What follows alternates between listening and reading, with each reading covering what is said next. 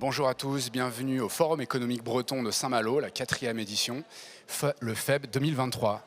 Alors aujourd'hui, je suis avec un nouvel invité, Manon Daher. Vous êtes directrice générale du groupe Bodmer. Bonjour. Bonjour. Alors, est-ce que déjà vous pouvez présenter brièvement le Bodmer pour les gens qui ne connaîtraient pas? Alors, Bodmer est un groupe de distribution automobile implanté en Bretagne-Normandie. C'est un groupe de 1700 collaborateurs voilà, et qui a fêté l'année dernière ses 100 ans. Bravo, c'est un bon anniversaire, un chiffre rond. Alors vous avez mis en place un service d'autopartage. Depuis quand et le succès est-il au rendez-vous? Alors, on a plusieurs services d'autopartage, puisque notamment on travaille avec notre constructeur, Renault, qui a son propre service qui s'appelle Mobilize, qui est implanté dans l'ensemble de nos concessions. Donc on travaille aussi bien avec des clients corporate type Ikea que des collectivités locales. Et après, on a sur d'autres marques également des solutions d'autopartage en marque blanche pour proposer à nos clients B2B. Bon, alors ici, on est à Saint-Malo en Bretagne, on est un peu chauvin. Quelle est l'importance de la mobilité en Bretagne spécifiquement? Alors déjà, la Bretagne est une terre de tourisme, donc il y a des millions de visiteurs qui viennent chaque année sur nos terres et la gestion en fait de ces flux est nécessaire.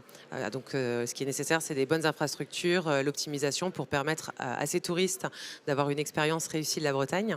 Et aussi, la Bretagne comporte des territoires ruraux puisqu'on a des villes très dynamiques telles que Rennes, Saint-Malo, Nantes, qui attirent effectivement beaucoup de monde avec beaucoup de solutions de mobilité, mais on a après des zones rurales ou semi-rurales où là, pour le coup, la mobilité est nécessaire pour permettre aux habitants d'accéder aussi bien aux services publics, à la santé, à l'éducation et même à l'emploi.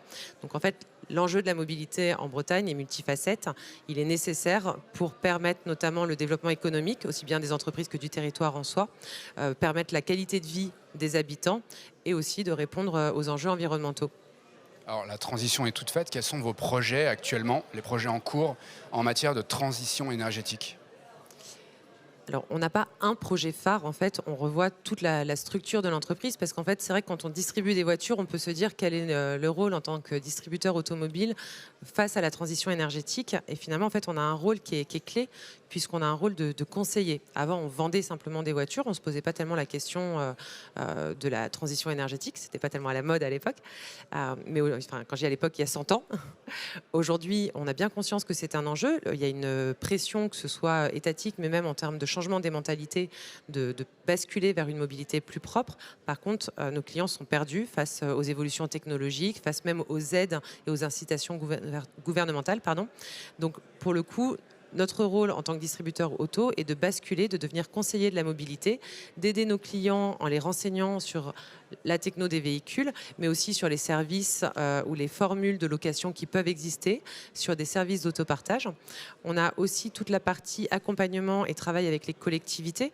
On travaille en fait, justement, on parlait d'autopartage pour réussir à couvrir, là c'est pas tellement un aspect commercial, mais plus une notion de mission qu'on se met, c'est de contribuer au dynamisme de nos territoires en aidant les collectivités à couvrir des zones blanches et à permettre notamment l'emploi en Bretagne grâce à ces solutions.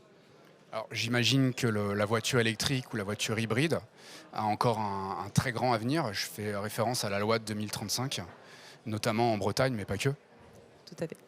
Alors effectivement, les incitations gouvernementales fait que de toute façon, on doit passer à l'électrique puisque la loi 2035 nous pousse. Puis même les incitations, ce que je vous disais, financières pour basculer sur l'électrique sont importantes. Il y a un changement des mentalités. Et puis la technologie aussi. C'est vrai qu'à partir du moment où on gagne en autonomie, c'est plus facilement envisageable de basculer sur un véhicule électrique, alors qu'avant c'était si on avait une autonomie de 150 bornes, tout d'un coup ça devient un peu plus compliqué.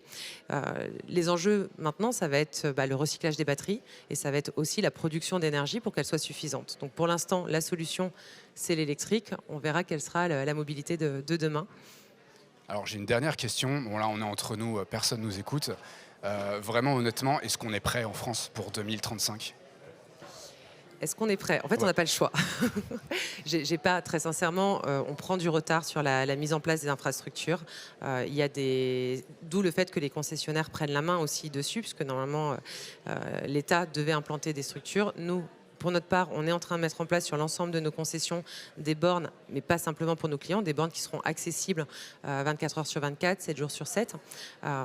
Mais derrière, j'ai envie de dire, je n'ai pas la boule de cristal qui nous permettra de savoir quelle est la mobilité. Pour l'instant, le pari va sur l'électrique. Potentiellement, on aura l'obligation de pivoter si jamais on découvre d'autres sources en fait, de carburant propre. Mais en tout cas, ce qu'on sait, c'est que la mobilité doit être propre, elle doit être partagée, elle sera multimodale. Donc on avance en tout cas à notre échelle dans ce sens-là. Bon, c'est le mot qu'il faut retenir, le mot de la fin, on avance. Et de toute façon, voilà, merci pour votre travail, merci pour votre présence au FEB, et puis à très vite j'espère. Je vous dis à bientôt et on reste en direct au Forum économique breton. Merci. Un grand merci.